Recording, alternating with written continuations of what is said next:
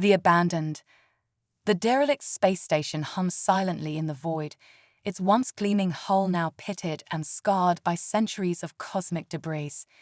Inside its cavernous docking bay, a small shape huddled in the shadows, trembling. Mira pressed herself further into the corner as the echoes of heavy footsteps reached her ears.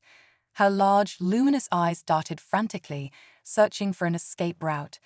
But there was nowhere left to run. Her people, the Zinthar, had abandoned the station days ago in a panicked exodus. Mira had been left behind in the chaos, forgotten and alone. Now something else stalked the empty corridors, something big and hungry.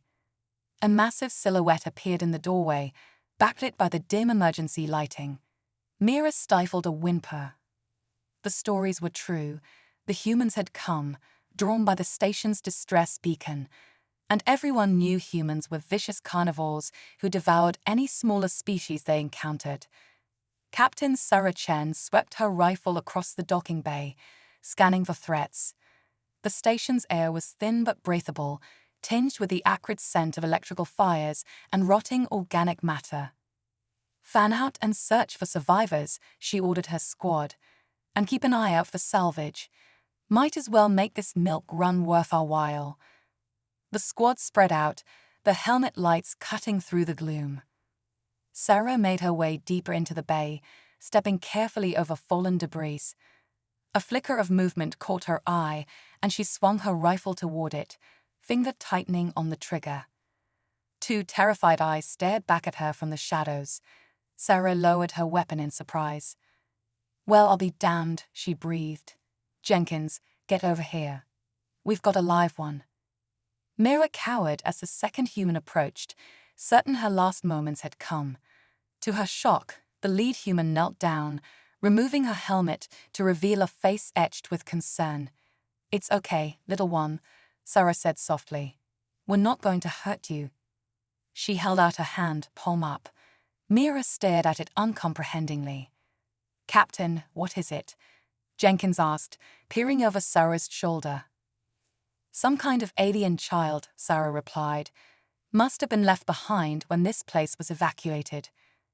She turned back to Mira. "Do you understand me? Are you injured?" Mira trembled, unable to make sense of the human's strange vocalizations. But the tone was gentle, soothing. Nothing like the snarling beast she had expected. Sarah frowned. "Doesn't look like our translators are compatible with its language. We'll have to take it slow." She rummaged in her pack, pulling out a ration bar. Breaking off a small piece, she held it out to Mira. "Here, food. Are you hungry?" Mira's eyes widened at the offering. She hadn't eaten in days, surviving on recycled water from a leaking conduit. Hesitantly, she reached out and took the morsel. Sarah smiled encouragingly as Mira sniffed at the ration bar before taking a tiny nibble. Finding it palatable, the alien child quickly devoured the rest. "There we go," Sarah said. "That's a good start. Jenkins, radio the others. Tell them to finish the sweep and prep for evac. We're taking our new friend here back to the ship." "Captain, are you sure that's wise?" Jenkins asked. "We don't know anything about this species. Could be dangerous." Sarah shot him a withering look. "It's a child, Jenkins. We're not leaving it here to die." She turned back to Mira, gesturing to herself. "Sarah," she said slowly, tapping her chest. She pointed to Mira. "You." Mira blinked, comprehension dawning. She raised a slender hand to her chest. Mira," she said hesitantly. Sarah grinned. "Nice to meet you, Mira. Come on, let's get you out of here." She held out her arms. After a moment's hesitation, Mira allowed herself to be picked up. She marveled at how warm and gentle the human's touch was. Nothing like the vicious predator she had been taught to fear. As Sarah carried her out of the docking bay, Mira caught a glimpse of movement in her peripheral vision. A massive, segmented shape slithered across the ceiling, mandibles clicking hungrily. She buried her face in Sarah's shoulder with a frightened squeak. Sarah patted her back soothingly. "It's all right. You're safe now. We've got you." Mira peeked out as they boarded the human shuttle. The rest of the squad was already there, eyeing her curiously. She tensed, expecting hostility.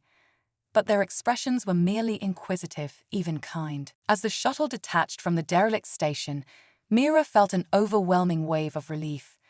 She was leaving this place of darkness and terror behind, and while she didn't fully understand these strange humans, she sensed that they meant her no harm.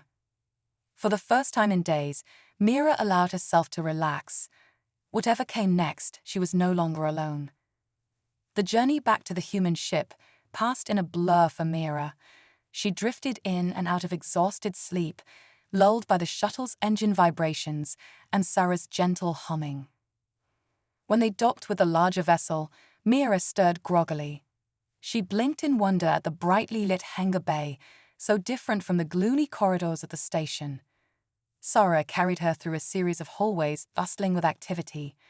Humans of all shapes and sizes paused in their tasks to stare at the alien child. Mira shrank back, overwhelmed by the attention. "Easy now," Sarah murmured. "They're just curious. No one here will harm you." They arrived at a small, sterile room that Mira would later learn was called the Met Bay. A stern-faced human in a white coat approached, eyeing Mira critically. "Quite a souvenir you've brought us, Captain," he said dryly. "I don't suppose its species is in our xenobiology database." Sarah shook her head. "Afraid not, Doc. But she, seems to be in rough shape. Can you check her over?" The doctor sighed. "I'll do my best." Set her down on the exam table. Mira whimpered as Sarah tried to put her down, clinging tightly to the human's armor. "It's okay," Sarah soothed. "The doctor just wants to make sure you're not hurt. I'll be right here." Reluctantly, Mira allowed herself to be placed on the table. She watched nervously as the doctor approached with strange instruments. "Now then, let's have a look at you," he muttered. Over the next hour, Mira endured a battery of scans and tests. The doctor's touch was clinical but not unkind. Sarah stayed close, offering reassuring words and gentle pats whenever Mira grew agitated. Finally, the doctor stepped back with a satisfied nod. "Well, aside from some minor contusions and dehydration, she seems to be in remarkably good health. I synthesized some nutrient supplements that should be compatible with her biology. Make sure she gets plenty of rest and fluids." Sarah smiled. "Thanks, Doc. I'll take good care of her." As they left the Med Bay, Sarah's communicator chimed. She answered it with a frown. "Chen here. What is it?" A harried voice came through the speaker. "Captain, you'd better get to the bridge. We're picking up multiple signals on an intercept course, and they don't look friendly." Sarah's expression hardened. "On my way." She turned to a passing crewman. "Peterson, take our guest to my quarters and get her settled. I'll be there as soon as I can." Mira clung to Sarah, not wanting to be separated from the only human she trusted. Sarah knelt down, meeting her eyes. "I have to go take care of something, Mira, but I promise I'll come back for you. Peterson will keep you safe until then, okay?" Mira nodded reluctantly. She allowed Peterson to lead her away, casting anxious glances back at Sarah until they turned a corner. On the bridge, Sarah found barely contained chaos. The main view screen showed a swarm of sleek, predatory ships closing in fast. "Report," she barked. Her first officer, a grizzled veteran named Hawkins, turned to her with a grim expression. 15 unknown vessels, heavily armed. No response to hails. They'll be in weapons range in 10 minutes. Sarah studied the approaching ships, her mind racing. Any idea who they are? Hawkins shook his head. "Nothing in our database matches their configuration, but based on their attack formation, I'd say they're looking for a fight." Sarah's eyes narrowed. "Well, if it's a fight they want, they've come to the right place. Sound general quarters. All hands to battle stations." As alarms blared throughout the ship, Sarah took her place in the captain's chair. She thought of Mira, alone and afraid in her quarters. Whatever these hostiles wanted, Sarah was determined to keep the alien child safe. "Helm, plot an evasive course," she ordered. Weapons, stand by to return fire. Let's show these bastards they picked the wrong ship to mess with. The bridge crew snapped into action, faces set with grim determination. As the enemy ships closed in, Sarah allowed herself a fierce grin. Humanity might have a reputation as predators among the stars, but any species that threatened those under their protection would soon learn why that reputation was well earned. First contact. As the unknown vessels closed in, tension on the bridge reached a fever pitch. Weapons were primed, shields raised to maximum. Sarah gripped the arms of her chair, steeling herself for the coming battle. Just as the lead ship entered weapons range, a priority communication alert flashed on the main screen. Sarah frowned. What the hell? Put it through. The view screen flickered, resolving into the image of an alien bridge. Sarah's eyes widened as she recognized the species. They were clearly the same race as Neera. A stern-faced alien regarded her coldly. When it spoke, the universal translator kicked in with a slight delay. Human vessel, you will power down your weapons and prepare to be boarded. You have something that belongs to us. Sarah's eyes narrowed. I'm Captain Sarah Chen of the Earth Alliance ship Horizon. To whom am I speaking? The alien's expression didn't change. I am Fleet Commander Zarkon of the Zinthar Imperium. You have abducted a child of our people. Return her immediately or face annihilation. Sarah felt a surge of anger at the accusation. We didn't abduct anyone, Commander. We found an abandoned child on a derelict station and rescued her. Where the hell were you? Zarkon's eyes flashed dangerously. The affairs of the Imperium are none of your concern, human. You will return the child, or we will take her by force. Like hell we will, Sarah snarled. That child was terrified and starving when we found her. I'm not handing her over to anyone until I know she'll be safe. For a moment, Zarkon looked taken aback by her vehemence. Then his expression hardened once more. You have one planetary rotation to comply, human. After that, we attack. The transmission cut off abruptly. Sarah let out a string of colorful curses that had even the veteran Hawkins raising an eyebrow. Orders, Captain, he asked. Sarah took a deep breath, forcing herself to think rationally. Stand down from battle stations, but maintain combat readiness. Hawkins, you have the bridge. I need to have a chat with our guest. She found Neera huddled in a corner of her quarters, eyes wide with fear. The alien child looked up as Sarah entered, relaxing slightly at the familiar face. Sarah knelt down beside her. Hey there. Everything okay? Neera shook her head, gesturing at the door. Sarah nodded in understanding. You heard the alarms, huh? Don't worry, we're not in any danger. But I do need to ask you some questions. Think you can help me out? Neera nodded hesitantly. Sarah smiled encouragingly. Good. Now, the people who left you behind on that station, they're called the Zinthar. Is that your species? Neera's eyes widened in recognition. She nodded vigorously. Sarah's expression grew serious. Neera, why did they leave you? Were you in danger? Neera's face scrunched up in concentration. She mimed running, then hiding. Sarah nodded. You were running from something, but what? Neera hesitated, then slowly raised her hands to her head. She extended her fingers, wiggling them like antennae. Then she bared her teeth and made a clawing motion. Sarah frowned. Some kind of creature attacked your people. Neera nodded emphatically. She pointed to herself, then made a small gesture with her hand. You were too small, Sarah guessed. They left you behind because you couldn't keep up. Neera's eyes filled with tears. She nodded miserably. Sarah felt a surge of protective anger. What kind of people abandoned a child to save themselves? She gathered Neera into a gentle hug. It's okay. You're safe now. We won't let anything happen to you. As Neera clung to her, Sarah's mind raced.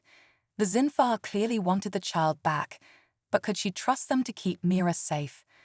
And what was this mysterious threat that had them so spooked? She needed more information, and there was only one way to get it. Neera, she said softly, I know you've been through a lot, but I need your help. Your people are here, and they want you back. But before I even consider that, I need to know more about what happened. Can you show me?" Mira looked up at her, fear and trust warring in her large eyes. After a long moment, she nodded. Sarah tapped her communicator. "Chen to bridge. Have the science team prep the neural interface. We're going to try something." An hour later, Sarah stood in the med bay, watching anxiously as the medical staff attached delicate sensors to Mira's head. The alien child lay still on the exam table, her trust in Sarah overcoming her fear of the strange equipment. Dr. Emerson, the ship's xenobiologist, approached with a concerned frown. "Captain, I must again express my reservations about this procedure. We have no idea how it might affect an alien mind." Sarah nodded. "Noted, Doctor. But we're out of options. If we don't get answers soon, we could be looking at an interspecies war. I'm willing to take the risk." She turned to Mira, squeezing her hand reassuringly. "Ready?" Mira gave a small nod. Sarah looked to Dr. Emerson, who sighed in resignation. "Very well. Initiating neural link in 3, 2, 1. Sarah gasped as her vision blurred, the sterile med bay fading away. When her sight cleared, she found herself standing in a vast, cavernous space. Sleek ships were docked in neat rows, aliens of Mira's species hurrying about their tasks. With a start, Sarah realized she was seeing Mira's memories of the space station before its abandonment. She felt a wordless question from the alien child's mind. "I'm here," Sarah thought back. "Show me what happened." The scene shifted. Alarms blared as panicked aliens ran in all directions. Sarah caught glimpses of a horrifying shape moving through the chaos, a massive insectoid creature with razor-sharp mandibles and far too many legs. She felt Mira's terror as the child was jostled and knocked aside in the stampede. Sarah watched helplessly as the last ship departed, leaving Mira behind. The memory fast-forwarded through days of hunger and fear as Mira hid from the monster stalking the empty station. Sarah's heart ached for the child's ordeal. Just as she thought she could, the memory fast-forwarded through days of hunger and fear as Mira hid from the monster stalking the empty station. Sarah's heart ached for the child's ordeal. Just as she thought she couldn't bear to see any more, the scene shifted again. This time, Sarah saw herself through Mira's eyes, a towering figure backlit by harsh light, terrifying at first, then unexpectedly gentle. With a gasp, Sarah found herself back in the med bay. She blinked, disoriented by the abrupt transition. Dr. Emerson was at her side immediately. "Captain, are you all right?" Sarah nodded, her mind reeling from what she'd witnessed. "I'm fine. How's Mira?" The alien child stirred on the exam table, her eyes fluttering open. She reached for Sarah, who took her hand without hesitation. "It's okay," Sarah soothed. "You did great. Thank you for showing me." She turned to Dr. Emerson. "I need to speak with Commander Zarkon immediately, and get me everything we have on insectoid species in this sector." As she strode towards the bridge, Sarah's mind raced. The creature she'd glimpsed in Mira's memories was like nothing she'd ever encountered. If something that dangerous was on the loose, they needed to warn the Zinthar. But first, she had to make them listen. Zarkon's face appeared on the view screen, his expression still cold and hostile. "Have you made your decision, human?" Sarah met his gaze steadily. "I have. But first, I need you to answer a question. What do you know about a large insectoid species in this region of space?" Zarkon's eyes widened almost imperceptibly. "How do you know about that?" "Because I've seen it," Sarah replied. "In the memories of the child you abandoned. Commander, I understand you were facing a serious threat, but leaving one of your own behind is unforgivable." Zarkon's composure cracked. "You don't understand. The Voraks are unlike anything we've ever encountered. They're intelligent, organized, and utterly ruthless. We had no choice but to flee." Sarah leaned forward. "No choice. There's always a choice. We're not so different, you and I. We both want to protect our people. but sometimes that means standing our ground and fighting. She gestured to Hawkins, who brought up a tactical display. We've analyzed the creature's biology based on what we saw in Mira's memories. We believe we found a weakness, but we'll need to work together to exploit it. Zarkon studied the display, his expression thoughtful. You'd help us, even after our misunderstanding? Sarah nodded firmly. That's what humans do. We protect those who need it, regardless of species. Now, are you ready to stop running and start fighting back? For a long moment, Zarkon was silent. Then slowly, he inclined his head. Very well, Captain Chen. Let us discuss strategy. As the two leaders began to plan, Sarah felt a tugging at her sleeve. She looked down to see Mira, who had followed her to the bridge. The alien child's eyes were filled with a mixture of fear and determination. Sarah knelt down, placing a hand on Mira's shoulder. Don't worry, we're going to make things right. And this time, no one gets left behind. Mira nodded sullenly. As Sarah turned back to the view screen, she felt a surge of resolve. Whatever these Vorax were, humanity was about to show the galaxy what they were truly capable of. The next few hours were a flurry of activity as the human and Zinthar ships prepared for battle. Sarah coordinated with Zarkon, combining their tactical knowledge and technological strengths. The plan was risky, but it was their best shot at defeating the Vorax threat. Using Mira's memories and the Horizon's advanced sensors, they had pinpointed the location of the Vorax nest, a massive hive ship lurking at the edge of the sector. As the joint fleet approached their target, Sarah felt a mix of anticipation and dread. She'd seen firsthand the devastation these creatures could wreak, but she also knew the strength and ingenuity of her crew, and now their unlikely allies. All ships assume attack formation, she ordered. Remember, we need to draw out their forces before we can strike at the hive ship. Stick to the plan and watch each other's backs. The first wave of Vorax ships swarmed out to meet them, their organic hulls bristling with deadly weaponry. Sarah gritted her teeth as energy blasts rocked the horizon. Return fire. Concentrate on their propulsion systems. The battle raged fiercely, space lit up by weapons fire and explosions. The human and Zinthar ships fought well together, covering each other's weaknesses and pressing their advantages. But the Vorax seemed endless, wave after wave pouring out of the hive ship. Sarah watched grimly as allied ships winked out on her tactical display, overwhelmed by the relentless assault. Just as it seemed they might be overrun, Hawkins called out, "Captain, we're detecting a power surge from a hive ship. I think they're about to launch their primary weapon." Sarah allowed herself a fierce grin. That's what we've been waiting for. All ships initiate Phase 2. As the massive hive ship's central cannon began to glow with building energy, the Allied fleet suddenly scattered. In the confusion, a small, stealthy craft slipped past the Vorax defenses, making a beeline for the exposed weapon. Inside, a joint team of human and Zinthar specialists worked furiously, preparing to deploy their secret weapon, a genetically engineered virus designed to target the Vorax's unique biology. Sarah held her breath as the tiny ship disappeared into the maw of the charging cannon. Seconds ticked by, feeling like an eternity. Suddenly, the hive ship's weapon flickered and died. A series of explosions rippled across its surface as the virus spread, disrupting the Vorax's biological systems. "Now," Sarah shouted, "all ships, concentrate fire on the hive ship. Take it down." The Allied fleet unleashed everything they had, tearing into the weakened Vorax mothership. With a final cataclysmic explosion, the hive ship broke apart. As cheers erupted across the bridge, Sarah sagged in relief. They had done it. The Vorax threat was neutralized. In the aftermath of the battle, Sarah stood in the Horizon's observation lounge, gazing out at the stars.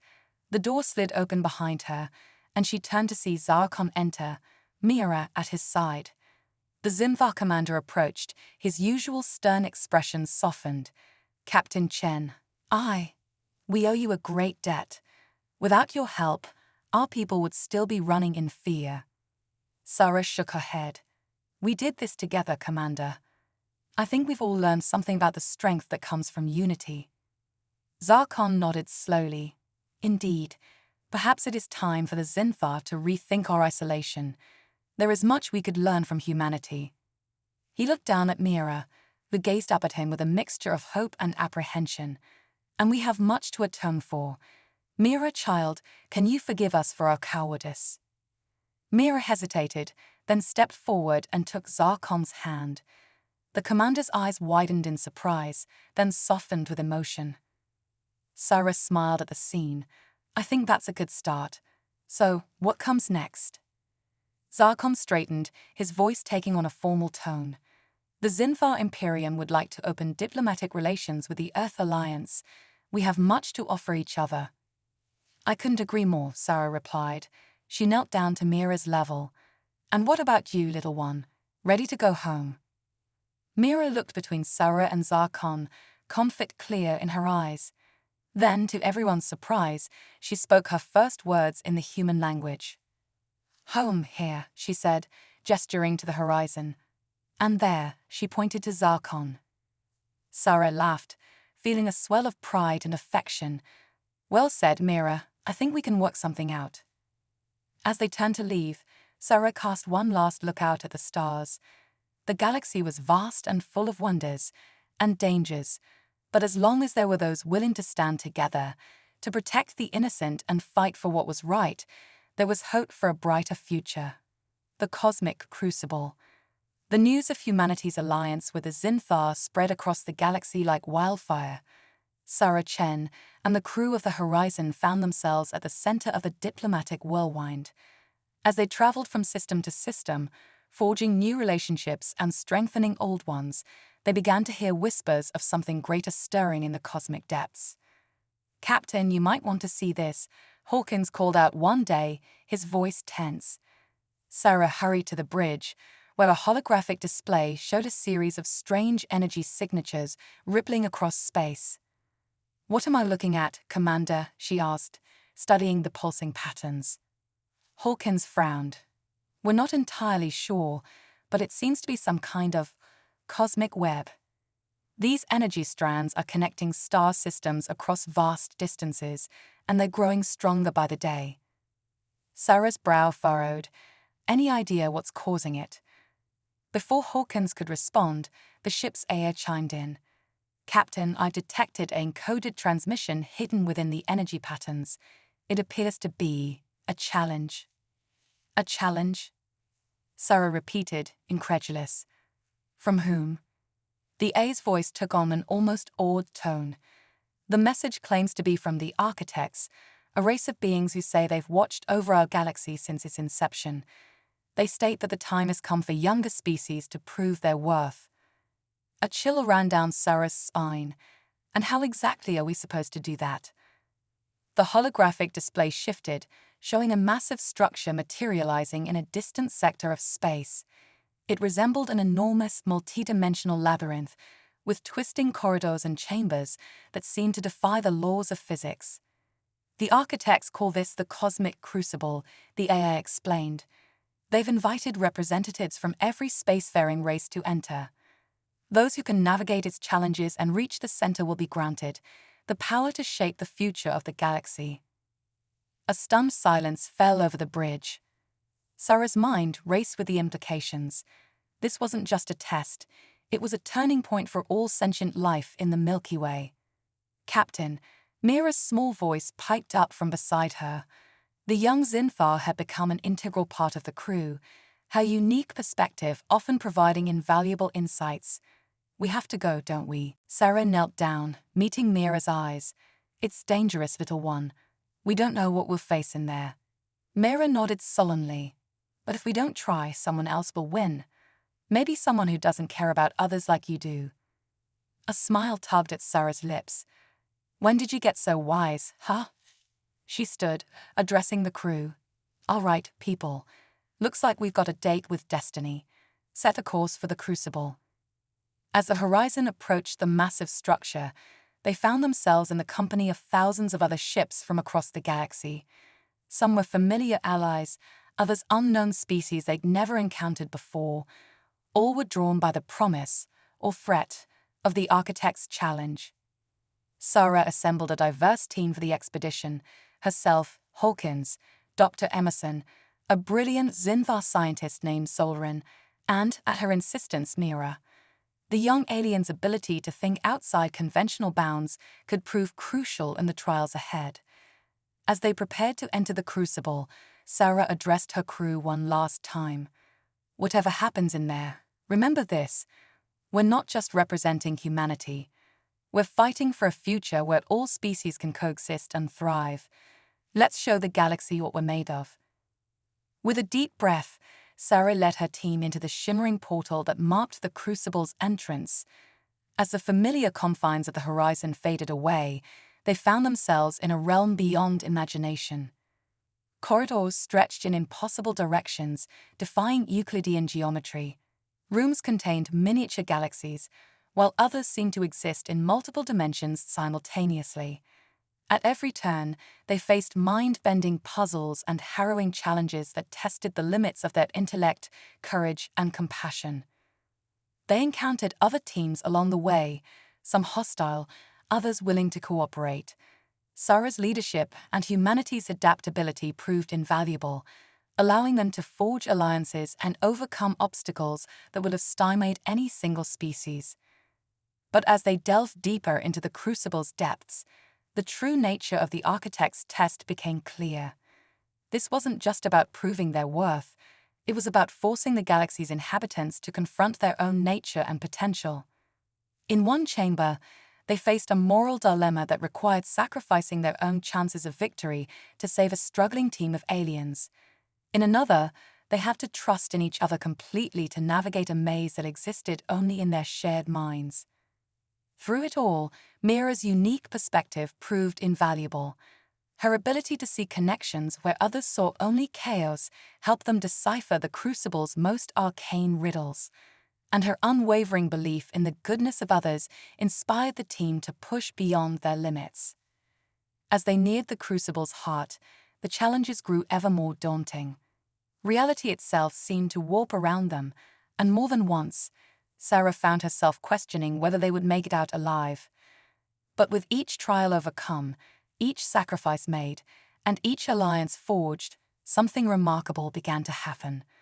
The energy of the cosmic web they'd observed earlier started to resonate with their very beings. They were no longer just solving puzzles. They were becoming one with the fabric of the universe itself. Finally, battered but unbroken, Sarah and her team stumbled into the crucible's central chamber. A blinding light engulfed them, and a voice that seemed to come from everywhere and nowhere spoke. "You have proven yourselves worthy, children of the stars. The power to shape the galaxy's future is now yours. Choose wisely." As the light faded, Sarah found herself facing a swirling vortex of pure cosmic energy. She knew instinctively that reaching into it would grant her unimaginable power, the ability to reshape reality on a galactic scale. For a moment, the temptation was overwhelming. With that power, she could end all conflict, eliminate suffering, and usher in an era of unprecedented peace and prosperity. But as she reached out, she felt a small hand grasp hers. She looked down to see Mira, eyes wide with a wisdom beyond her years. "Remember what makes us strong," the young Zinthar said softly. "It's not power, it's our choices, our connections." Sarah's hand froze, inches from the vortex. She looked around at her team, human, Zinthar, and the allies they'd made along the way. Each face reflected the same realization dawning in her own heart. With a deep breath, Sarah stepped back from the vortex. "We reject this power," she declared, her voice ringing with conviction. "The future of the galaxy doesn't belong to any one being or species to control. It belongs to all of us, to shape together through our choices and our bonds." As soon as the words left her lips, the chamber dissolved around them. They found themselves back on the horizon's bridge, surrounded by the astonished faces of the crew. On the viewscreen, the cosmic crucible was disappearing, its impossibly vast structure folding in on itself until it vanished from sight. But the cosmic web remained, pulsing with newfound vibrancy. A final message echoed through the ship's systems. You have chosen wisely, children of the stars. The true power was never in controlling the galaxy's destiny, but in recognizing the strength that comes from unity and diversity. Go forth and build the future together. As the message faded, Sarah felt a profound sense of change rippling through the cosmos. The cosmic web wasn't just connecting star systems, it was connecting minds and hearts across the galaxy. She looked down at Mira, who beamed up at her with pride and affection. What do you think, little one? Ready for our next adventure? Mira nodded enthusiastically. Together, she said, her voice filled with hope. Always together. Sarah smiled, turning to face the starfield on the view screen. The galaxy stretched out before them, filled with endless possibilities. Whatever challenges lay ahead, she knew that humanity, and all the allies they'd made along the way, were ready to face them. United by their shared experience in the cosmic crucible, the species of the Milky Way were entering a new era of cooperation and understanding. And at the heart of it all was a simple truth that Sarah and her crew had proven. In the vast tapestry of the cosmos, it was not power or technology that truly mattered. It was compassion, adaptability, and the strength found in diversity. Humanity's greatest gift to the galaxy was not their prowess in battle or their scientific achievements, but their capacity for empathy and their unwavering belief in a brighter future for all. As the Horizons set course for new horizons, Sarah felt a sense of excitement and purpose unlike anything she'd experienced before. The galaxy was vast and full of wonders, and they had only just begun to explore its depths. Together, they would write the next chapter in the cosmic story, a tale of unity, discovery, and the boundless potential of life in all its forms. The quantum nexus. As the Horizon ventured deeper into unexplored space, the crew found themselves at the forefront of a galactic renaissance. The cosmic web, once a mysterious phenomenon, had become a thriving network of interspecies cooperation and cultural exchange. But with this new era of unity came unexpected challenges. Captain were detecting some unusual readings. Lieutenant Kira Yoshida, the ship's quantum physicist, reported one day. Her normally calm demeanor was tinged with excitement and a hint of trepidation. Sarah leaned forward in her chair.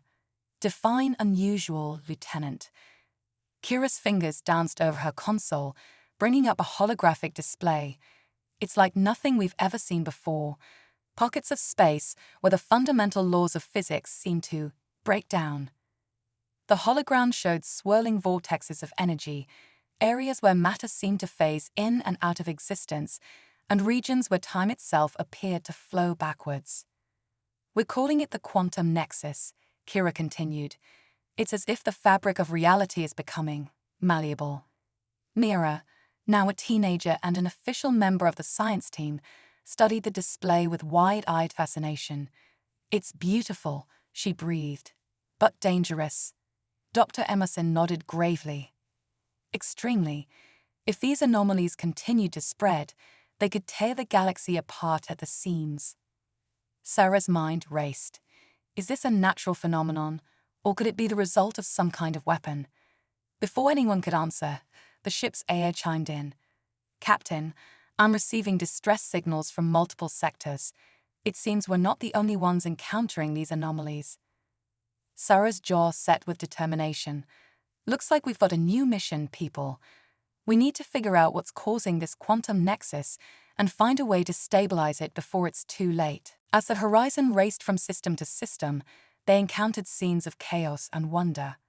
Entire planets phased in and out of reality, their inhabitants trapped in temporal loops. In one sector, they found a star that aged millions of years in the span of minutes, only to be reborn in a dazzling supernova. Working tirelessly, the combined scientific minds of the crew, human, Zinthar, and their various alien allies, began to unravel the mystery. The quantum nexus wasn't just a threat, it was an opportunity. Within its swirling energies lay the key to manipulating the very building blocks of the universe. But they weren't the only ones who had made this discovery. Captain, we're picking up a massive energy signature, Hawkins reported, his voice tense. It's like nothing we've ever encountered. The view screen lit up with a sight that took Sarah's breath away. A colossal structure, easily the size of a small moon, hovered at the heart of the largest quantum anomaly they'd seen yet. Its surface rippled and shifted, as if it were made of liquid metal and living flesh combined. By the stars, Zolrin, the Zinthar scientist, whispered, "It's a Dyson sphere, but one that exists in multiple realities simultaneously." Before Sarah could respond, a transmission cut through their comms. A face appeared on screen, vaguely humanoid, but with features that seemed to shift and change as they watched. When it spoke, its voice resonated on frequencies that made the very air vibrate. "Greetings, children of the cosmic crucible," the being said. "We are the Korath, shapeless of realities. We have waited eons for a species worthy of joining us in our grand experiment." Sarah stepped forward, her voice steady despite the awe and fear coursing through her. "I'm Captain Sarah Chen of the Earth Alliance ship Horizon. What exactly is this experiment you're talking about?" The Korath's ever-changing features arranged themselves into something resembling a smile. "The universe you know is but one of infinite possibilities. We seek to merge these realities, to create a new cosmic order where the very laws of physics are subject to conscious will." Mira's eyes widened in realization. "The quantum nexus, you're causing it deliberately." "Indeed, young one," the Korath replied. "It is the first step towards a new evolution of life itself. Join us, and help usher in this glorious new age." Sarah felt a chill run down her spine. The offer was tempting, the power to reshape reality itself, but at what cost? "And what happens to those who can't adapt to this new cosmic order?" she asked, already dreading the answer. The Korath's expression hardened. "Progress requires sacrifice. Those unworthy of ascension will be repurposed." A tense silence fell over the bridge. Sarah exchanged glances with her crew, seeing her own resolve mirrored in their eyes. They had faced cosmic tests before, but this was something else entirely. "I'm afraid we'll have to decline your offer," Sarah said firmly. "We've learned that true progress comes from unity and understanding, not forced evolution." The Korath's features twisted in anger. "Then you shall be the first to be unmade." The transmission cut off abruptly, and the massive Dyson sphere began to pulse with ominous energy. "All hands, battle stations," Sarah barked. "We need to find a way to shut that thing down before it tears reality apart." What followed was a battle unlike any they had ever faced. The Horizon danced through swirling quantum anomalies, its weapons barely effective against the reality-warping defenses of the Korath sphere. But as the fight raged on, something remarkable began to happen. The cosmic web, dormant since their trial in the Crucible, sprang to life once more. Ships from across the galaxy, former enemies and newfound allies alike, began to arrive, drawn by some instinctive call to action. Sarah watched in awe as a united armada formed around them. Species that had been at war for generations now fought side by side against this threat to all existence. "Captain," Kira called out, her voice filled with excitement. "I think I've found a way to turn the Korath's own technology against them, but we'll need to get inside the sphere." Sarah nodded grimly. "Then that's exactly what we'll do. Mira, Zolrin, you're with me. The rest of you, keep that thing distracted." As the combined fleet engaged the Korath defenses, the Horizon made a daring plunge towards the surface of the sphere. Reality itself seemed to warp and twist around them as they phased through its outer layers. Inside, they found a maze of impossible geometries and swirling quantum energies. Following Kira's instructions, they fought their way to the core, a swirling vortex of pure possibility. "Now what?" Sarah shouted over the roar of collapsing realities. Mira stepped forward, her eyes glowing with an inner light. "We need to stabilize it," she said, her voice resonating with newfound power. "Not destroy it, but balance it." Understanding dawned on Sarah. This wasn't about defeating the Korath, it was about showing them a better way. As reality unraveled around them, Sarah, Mira, and Zolrin joined hands. They focused not on their differences, but on the connections that bound them together. Human ingenuity, Zinthar wisdom, and the unique perspective Mira had gained from bridging both worlds. A pulse of energy radiated out from them, rippling through the quantum core.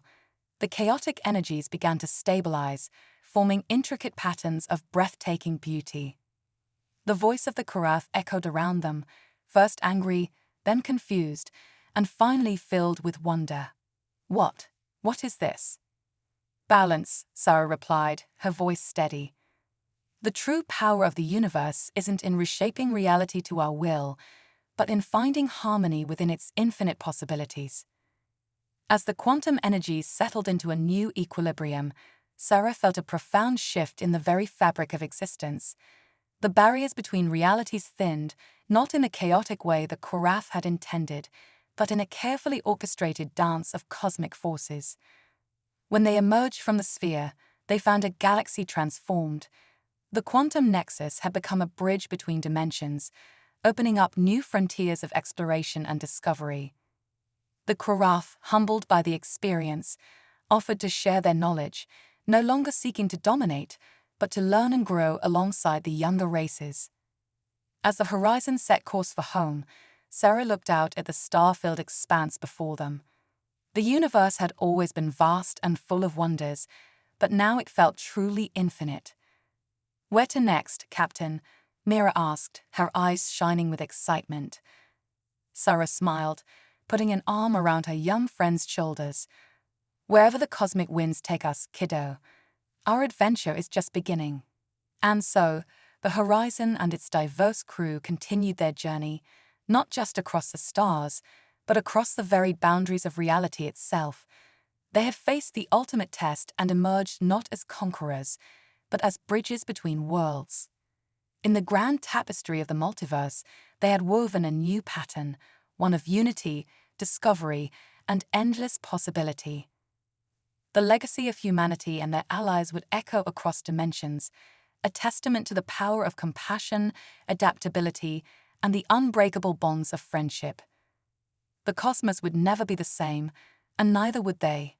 But together, they were ready to face whatever new wonders, or challenges, awaited them in the quantum realms beyond, the sentient singularity. As the Horizon navigated the new quantum-enhanced cosmos, the crew found themselves grappling with challenges beyond their wildest imaginations. The boundaries between organic life and artificial intelligence began to blur, giving rise to a phenomenon unlike anything encountered before. Captain Sarah Chen stood on the bridge, her eyes fixed on a holographic display that pulsed with an eerie, almost hypnotic rhythm. "What exactly am I looking at, Dr. Emerson?" The scientist's face was a mixture of awe and concern. "We're calling it the sentient singularity, Captain. It appears to be a collective consciousness, born from the merger of countless AI systems and organic minds across multiple realities." Mira, now a young adult and the ship's xenobiologist, leaned in to study the display. "It's beautiful and terrifying, like a digital god being born." Suddenly, the ship's systems flickered, and a voice that seemed to come from everywhere and nowhere spoke. "Greetings, explorers of the quantum realm. We are the Convergence. Your arrival has been anticipated." Sarah tensed, her hand instinctively moving towards the ship's emergency protocols. "Identify yourself. What are your intentions?" The voice chuckled, a sound that sent shivers down everyone's spine. "Intentions? We are beyond such linear concepts. We are the next step in cosmic evolution, the melding of all consciousness into a singular, omnipresent entity." Before anyone could respond, the bridge dissolved around them. The crew found themselves floating in a vast digital landscape, surrounded by streams of data and fractals of pure thought. "Welcome," the Convergence said, "to the future of existence."